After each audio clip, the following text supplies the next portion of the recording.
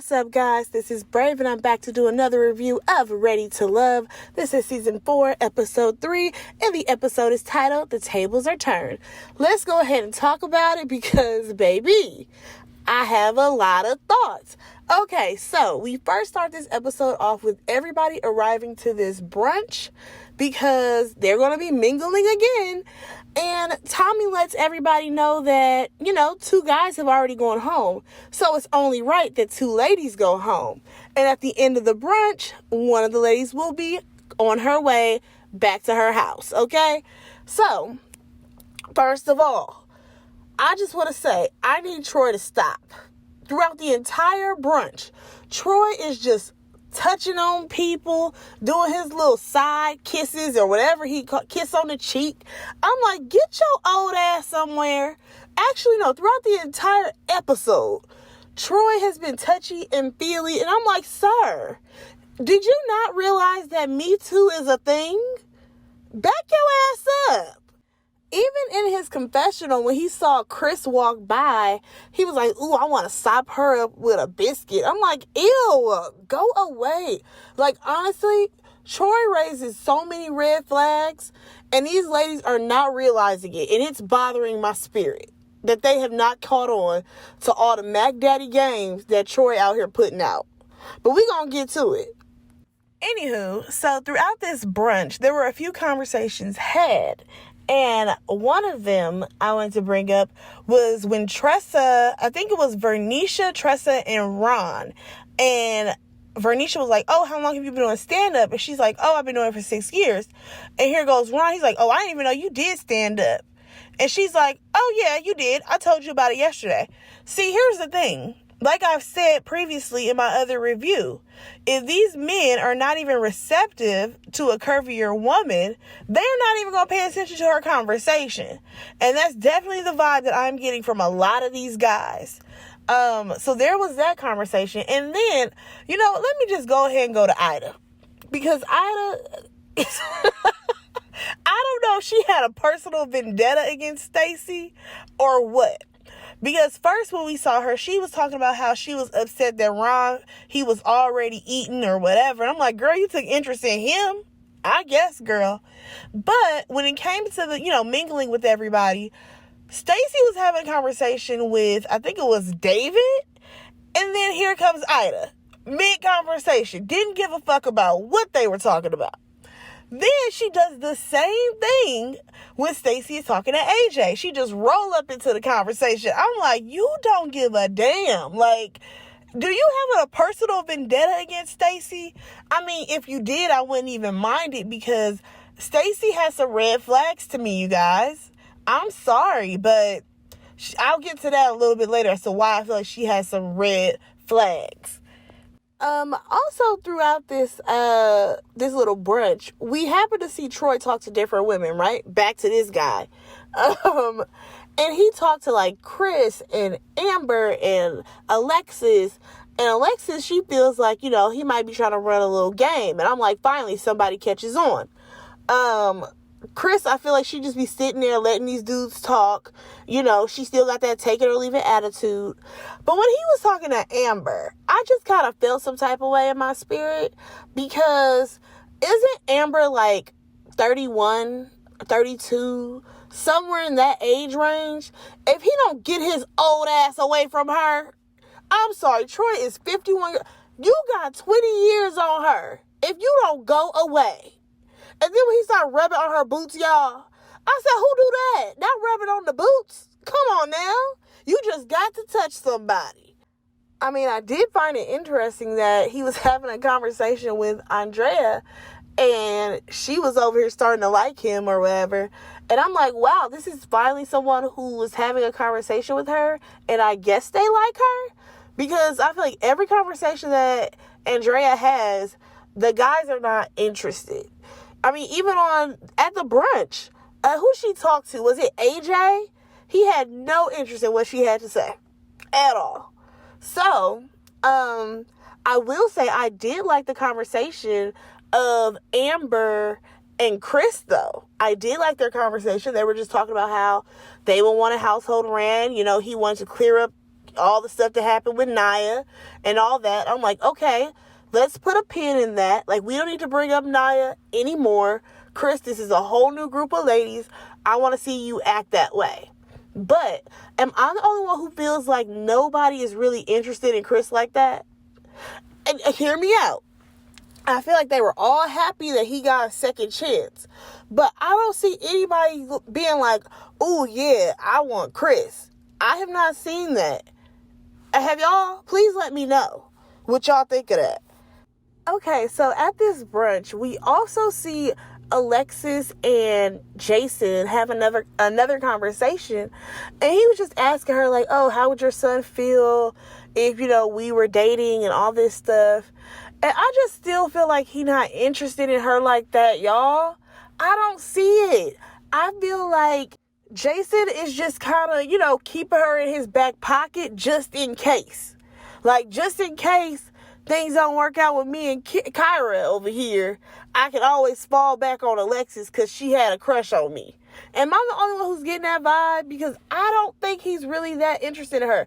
For the most part, she does all the talking in the conversation, and he gives, like, maybe a question, maybe a good old, really? Yeah, like, he don't really like that girl. We also saw a conversation with Vernisha and Tressa. They were talking to David, and he was just talking about, abstaining from sex until marriage. And Vernisha, she didn't seem like she was feeling it, and neither was Tressa. Tressa is like, we too old to be wasting time like that. And I said, okay, Tressa, I understand, girl. Get yours. Make sure you get yours.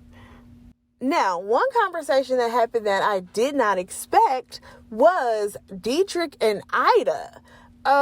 He was just basically letting her know that, like, he wants to see another side of her because they see the funny, goofy side of her, but nothing ever too serious.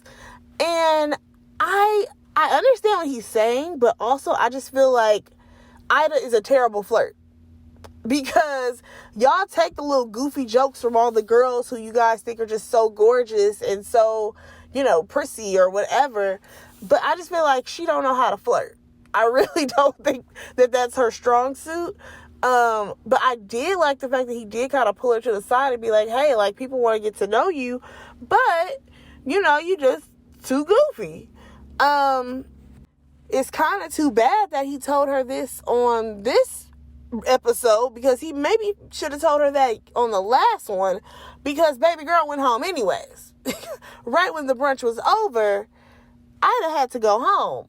And I thought it was very funny the way she reacted. She's like, oh, y'all want to say all these goodbyes to me, but y'all don't even like me, so don't be fake.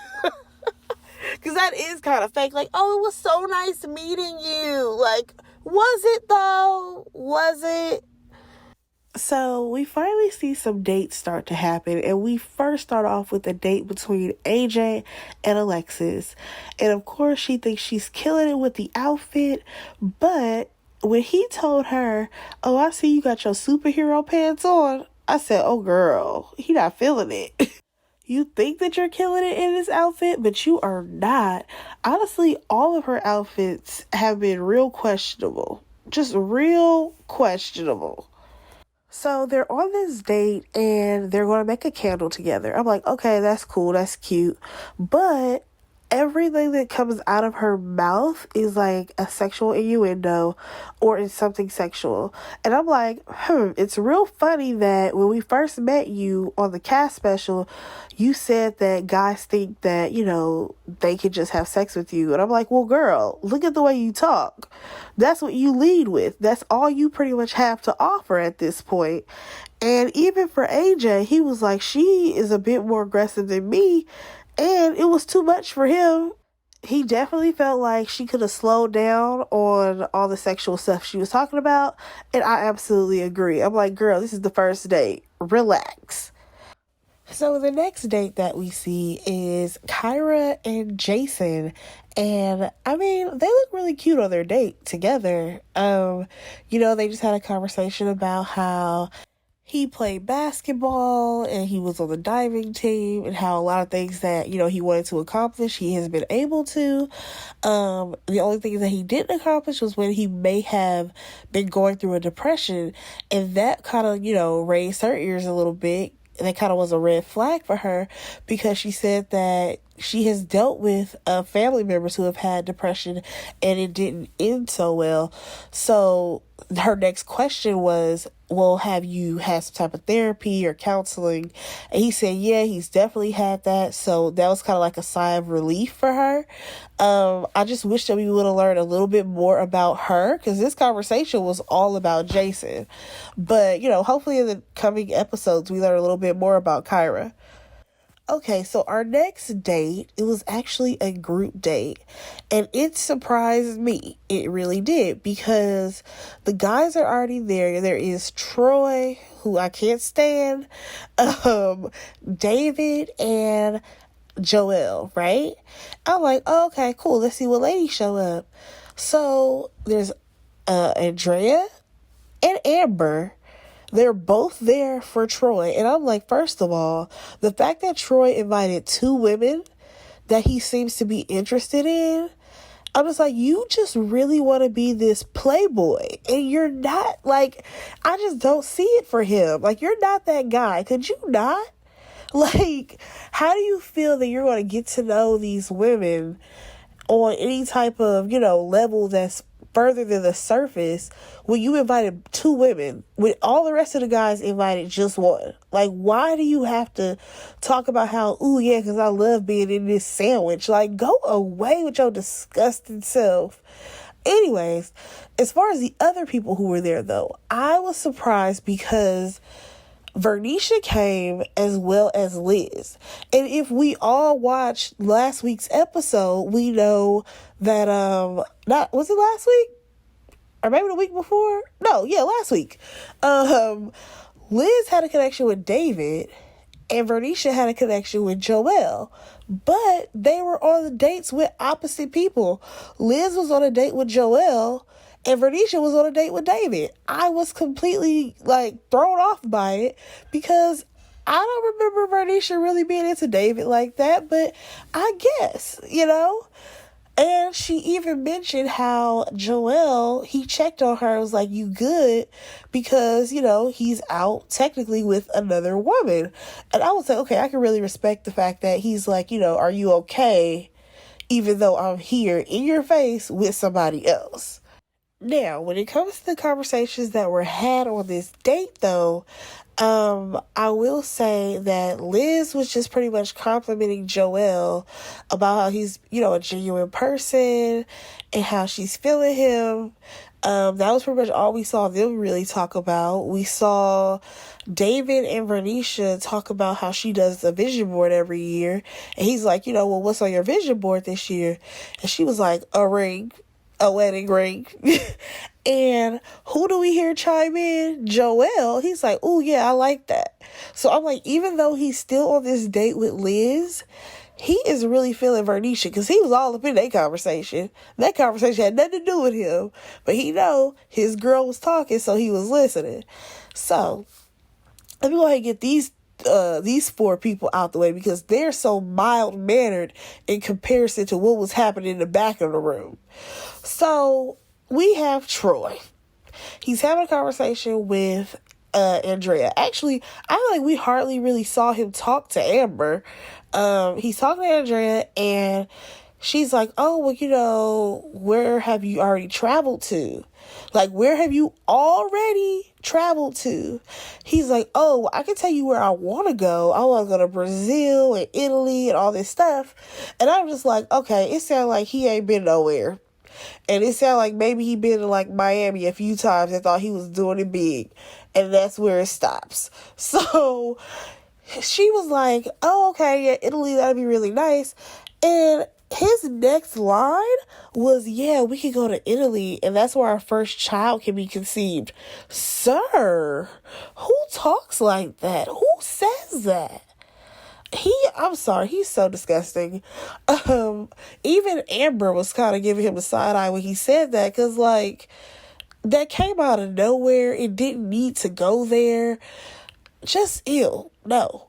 So then we do see another clip of him like leaning over Andrea, and we clearly hear her say, or at least we can see on the screen, where she's like, why are you messing with my bra?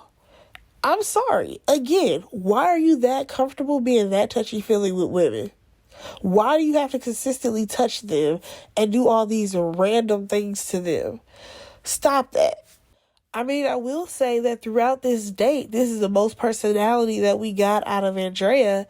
And I also like the fact that Amber caught on to Troy and his games, and it seems like she's over him. She is over all that comes with Troy. And I'm like, girl, you should have never been looking at Troy, because he is an old man compared to how old you are. You are like 31 years old.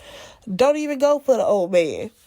All right, so we then have another group date, and woo, this had a lot of people. There was Stacy and AJ, Dietrich and Alexis, Chris and Kyra, and this is the guy Chris and Kyra, and who else was there? Tressa, and I believe she was there with Jason.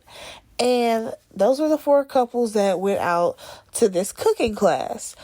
So I'm like, all right, this could be real cute. So first thing that I noticed was the fact that Alexis, she kind of was being in competition with Stacy a little bit.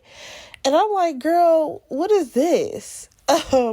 Also the fact that Dietrich was like, oh yeah, because, you know, me and Alexis, we have this connection. I said, where was the connection? Because she was too busy going back and forth with Stacy about them being able to cook or not.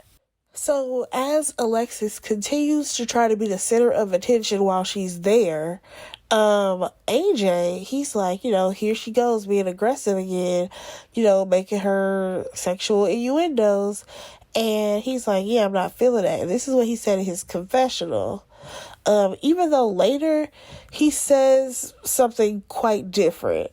Anyways, after everyone is done cooking, they just started mingling. So I'm just like, so y'all came here with certain people, yeah, y'all all worked the room. So I guess we're back to mingling with each other, like we've been doing these past 2 episodes, but whatever. So we end up seeing Alexis, she's stuffing her face while she's talking to Jason. And then we also see Tressa walk up to Dietrich and was like, oh, let me go ahead and feed you. And she like fed him some okra, and he's just like mesmerized now. He was just like, oh, well, I like the deliverer. I said, oh, do you? Because we learn a little bit more about Dietrich and Tressa in this scene. So after she fed him this okra or whatever, they're having this conversation about different spices, and he's like, oh, you know, we should do a date. He wanted to take her to like a spice shop, and I was like, okay, that could be real cute. And she's like, you know, when he said that, I was just kind of, you know, taken aback, because she's already had a conversation with Dietrich, which is something that did not air for us on the first episode. But while they were there all getting to know each other, she asked him, hey, am I your type? And he told her, no, like, you were previously my type, but now I like something different. And now she's kind of like, okay, so now what makes you want to take me out on this date? Because like she said, no guy is like, oh yeah, man, her personality is so fire. It's always usually some physical attraction that they're hyping up. Like, you know what I mean? Like, oh, she got a body on her, blah, blah, blah. So I completely understand why she was like, ooh, I don't know how to really take this. But she said she's going to take it on the positive note. And I'm glad that she did. So next we see Stacy. She's having a conversation with Chris, right? About if she cooks or not. And she's like, yeah, I can cook whatever. So pretty much after they had that little bit of conversation, things got real quiet, and next thing you know, she's like yelling across the room, excuse me, chef, can I take a bite over there, or whatever she said. And I'm just like, okay, but was the conversation done with Chris? Like, this is why I keep saying I don't feel like these ladies are actually feeling Chris. I feel like they liked him because he was on the show last season, but I don't think they're interested in him in that way.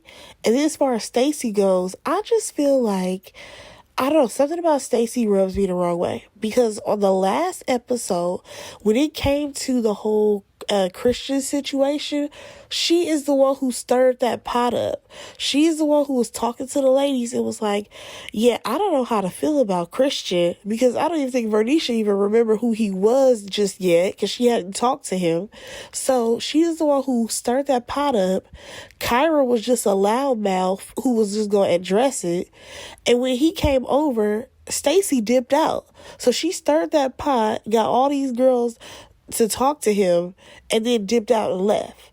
So now when I see her with Chris over here, you know, she is mid-conversation with this man, and next thing you know, she's like, all right, I need to move on to the next. This ain't where I need to be. I feel like, honestly, the only person she really interested in is, what's his name? AJ. That's the only guy she really interested in.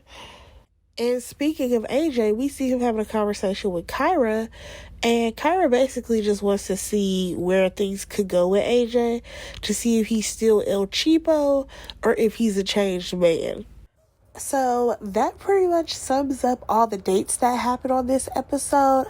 But one thing that I did notice is that there's one girl in particular who all the guys had their eyes on, yet she did not go on any dates. And that was Chrysanthemum. I don't know if she had to go fly out somewhere. I don't know what was happening, but considering all the guys were like, Chris is in my top, Chrysanthemum is in my top, where was she at? Where was the date, y'all? We didn't see one, but okay. So we get to Tommy's lounge or whatever.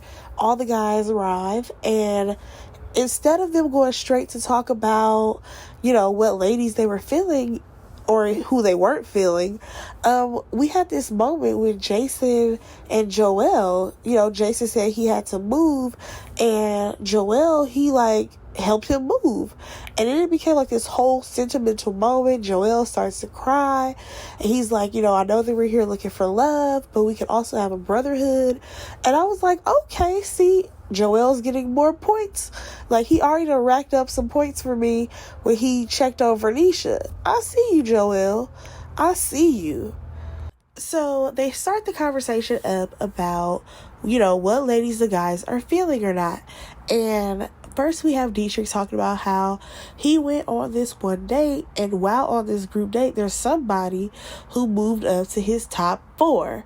And I was like, you have 4 options? Okay, sir.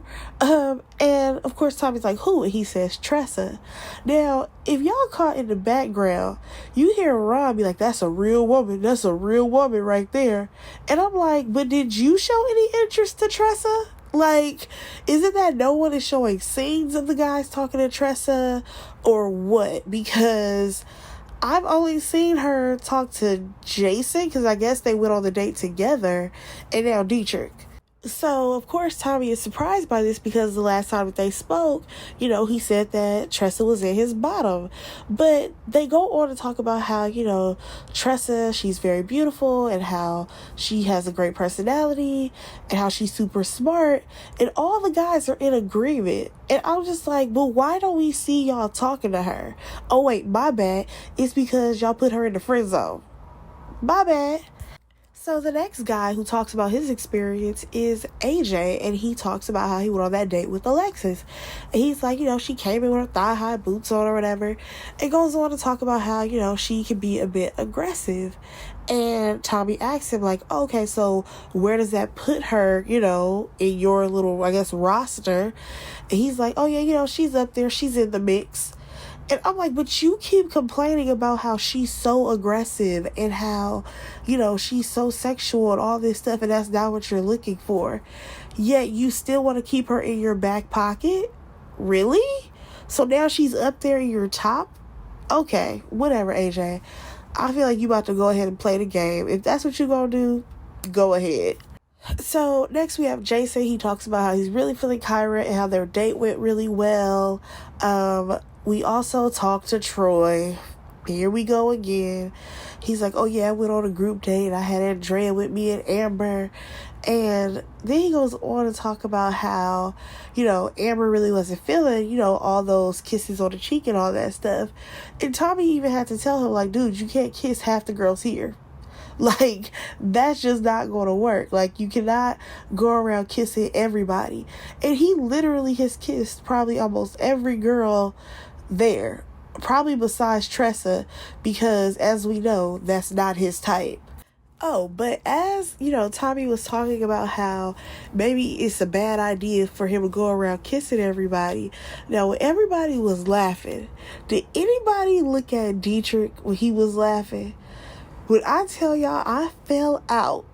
Because literally, I don't know if that's how he usually laughs, but he literally was laughing with one eye open and one eye closed, looking cockeyed, and I just could not. It was too much for me. I rewound that part so many times, and it sounds so terrible, but I thought it was hilarious.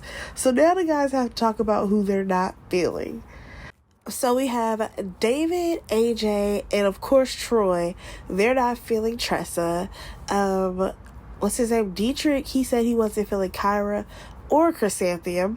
And he said, if you don't like me, I don't like you. I said, well, all right, that sums it up. So then we have Jason, Joel, and Chris, and they all say that Andrea is at the bottom for them, but Chris also adds in Stacy's name because, as we know, she ended up just walking away mid-conversation when she was talking to him. I just find it interesting that AJ did not say Alexis, considering he keeps yelling about how she's so aggressive. Now, I want to see if this season they use the word aggressive how they did last season on Last Resort, because if y'all remember how they did what was her name, she was so into Calfani, Denise. Y'all remember how they did Denise whenever they were like, she's so aggressive, and then everybody was just like, oh no, she's too aggressive, we need to go ahead and let her go. But now we're seeing that someone's saying that Alexis is so aggressive. Let's see if she gets the same treatment. I highly doubt it. But also, why is no one mentioning Chrysanthemum at all? Like, as if she went home already, but she hasn't.